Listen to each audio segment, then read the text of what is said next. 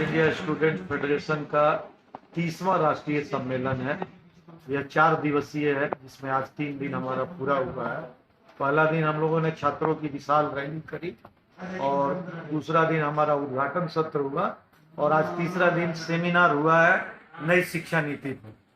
नई शिक्षा नीति के वापस लेने के लिए यह सम्मेलन उस पर प्रस्ताव पास कर रहा है और आने वाले दिन में इस पर आंदोलन चलाएगा। साथ ही इस सम्मेलन में मुख्य रूप से जो हमारा डिस्कशन चल रहा है वो है कि बेगूसराय के अंदर दिनकर के नाम पर केंद्रीय विश्वविद्यालय की स्थापना की। ये बहुत पुराना मांग है और सरकार भी अभी कर रही है कि शिक्षा का प्रचार प्रसार हो, तो उस क्रम में ये हम लोग का मांग है और जो बहुत समय अनुकूल है। इस शहर के, इस जिले के जितने ग्रामीण विद्यार्थी हैं, अगल बगल के भी जिले के विद्यार्थियों को दूर जाना पड़ता है। अगर यहाँ केंद्रीय विश्वविद्यालय की स्थापना हो तो यह बिहार का जो पूर्वी क्षेत्र है, जो पूर्वी इलाका है, यहाँ के विद्यार्थियों को बहुत ही फायदा होगा, क्योंकि हायर एजुकेशन के लिए यहाँ के विद्यार्थियों को यूपी और दिल्ली और फिर बंगाल की ओर जाना पड़ता है और इस भागदौड़ से वो बचेंगे जो इस इलाके को शिक्षित बनाने और समृद्ध बनाने में मील का पत्थर साबित होगा। इसके साथ ही यह सम्मेलन इस बात पे बहस कर रही है कि जो देश के अंदर जो आर्थिक नीति चल रही है, यह मोदी जी की सरकार अडानी और अंबानी को अपने दाएं बाएं बिठाकर और उसके फायदे के लिए ये सारा आर्थिक नीति और शिक्षा नीति लाई जा रही है। जैसे नई शिक्षा नीति 2020 में ये कहा जा रहा है कि लैपटॉप बनाने वाली जो डेल कंपनी है, मुकेश अंबानी की जो परिमल कंपनी है, ये हायर एजुकेशन को चलाएंगे और ये जब हायर एजुकेशन को चलाएंगे तो ये मुनाफा कमाने के लिए चलाएंगे और तब हायर एजुकेशन इतना महंगा हो जाएगा कि आम किसान, मजदूर और कर्मचारी के बेटा बेटी उच्च शिक्षा में हिस्सा नहीं ले पाए। दूसरी तरफ सरकार छात्रवृत्ति को हटाकर उसके जगह पे लोन की व्यवस्था कर रही है, केंद्र सरकार से लेके बिहार सरकार। हम विद्यार्थियों को ये एहसास हो रहा है कि लोन देकर सरकार हमारे उच्च शिक्षा को या टेक्निकल एजुकेशन को बढ़ावा दे रही है, लेकिन इसके अंदर छिपी हुई बात है कि जो प्राइवेट इंस्टीट्यूशन बन रहे हैं करोड़ों करोड़ रुपया लगाकर, उनके बिजनेस को चलाने के लिए सरकार कंज्यूमर समझ के विद्यार्थियों को लोन देकर सपोर्ट कर रही है ताकि वो वहां जाके डोनेशन पर एडमिशन और वो फिर डोनेशन का पैसा उस जो पूंजीपति, जो इंडस्ट्रियलिस्ट है, जिसके यूनिवर्सिटी चल रहे हैं, उनको मुनाफा दिया जाए। यह कॉन्फ्रेंस इस पे बहुत गंभीरता से चर्चा कर रही है और इस कॉन्फ्रेंस की समझ बन रही है कि भारत के शिक्षा पर एक तरफ जहां बाजार का हमला है, वहीं दूसरी तरफ धर्म के नाम पे जो पोंगापंथी चल रहा है, आडंबर चल रहा है, उसका हमला है और तीसरी तरफ राज्य सरकार की और केंद्र सरकार की जो नीतियां हैं वो भी हमारे शिक्षा को ध्वस्त कर रही है। इसलिए हम लोगों ने इस सम्मेलन में नारा दिया है, शिक्षा बचाओ देश बचाओ।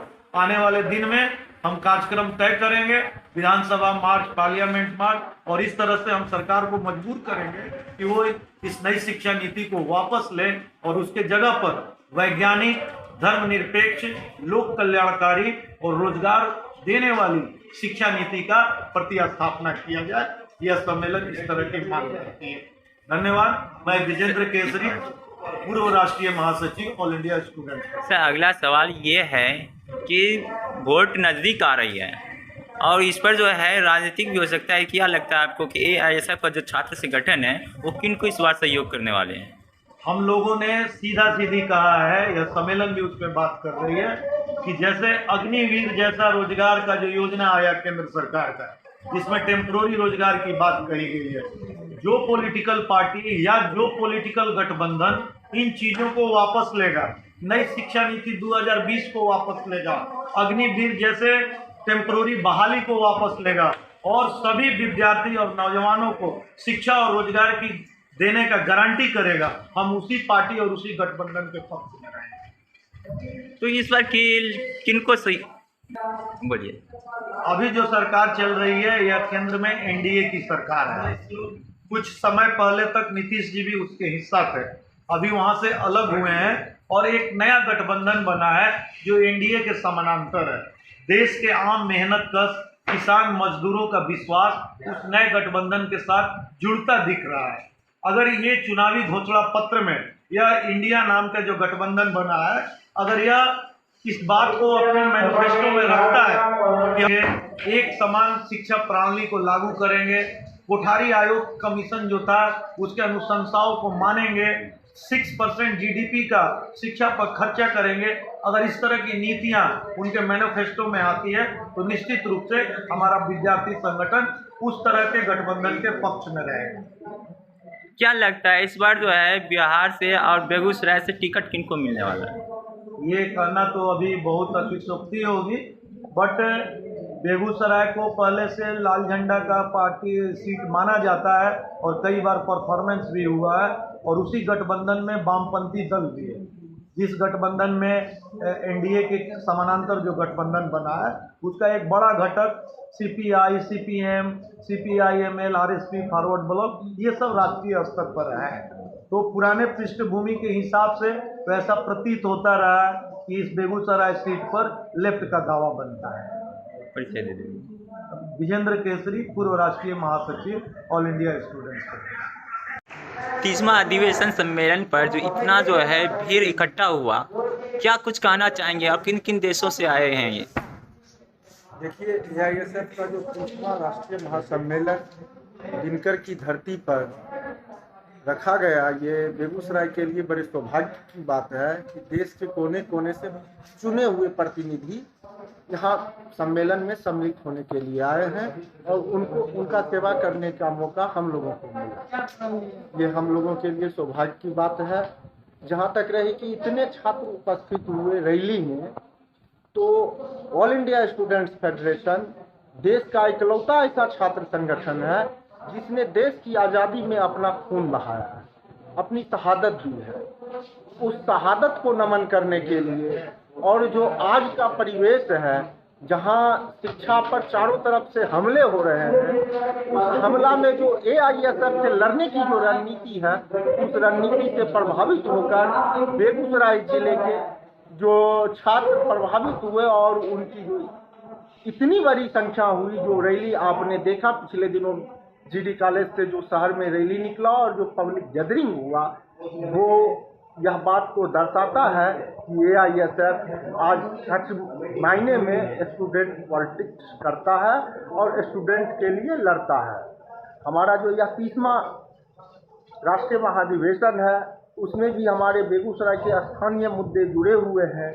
जैसे कि अभी आपने सुना कि हमारा स्थानीय मुद्दा है कि बेगूसराय में दिनकर के नाम पर केंद्रीय विश्वविद्यालय स्थापित हो, बेगूसराय में मेडिकल कॉलेज की स्थापना हो, मेडिकल कॉलेज बने और अच्छा हॉस्पिटल बने। बेगूसराय जिला बिहार का एकमात्र औद्योगिक जिला है और बिहार का औद्योगिक राजधानी बेगूसराय को कहा जाता है।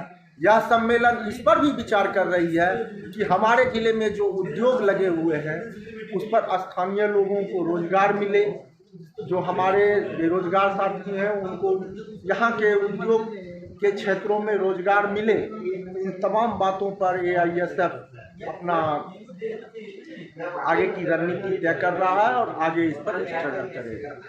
3 दिन हो गया अधिवेशन का, क्या निर्णय लिए हैं 3 दिन में? ये पहला दिन तो हम लोग पब्लिक मीटिंग किए, रैली हुआ, दूसरा दिन उद्घाटन हुआ, दूसरा दिन उद्घाटन हुआ और सेमिनार हुआ। जो हम नई शिक्षा नीति 2020 को वापस लेने की बात चल रही है, उस पर नई रणनीति तय होगी और पूरे देश के अंदर जो स्टूडेंट की समस्याएं हैं उस पर विचार करके एक नया रणनीति तय किया जाएगा, जो कल तय होगा और कल नए नेतृत्व का भी चुनाव होगा।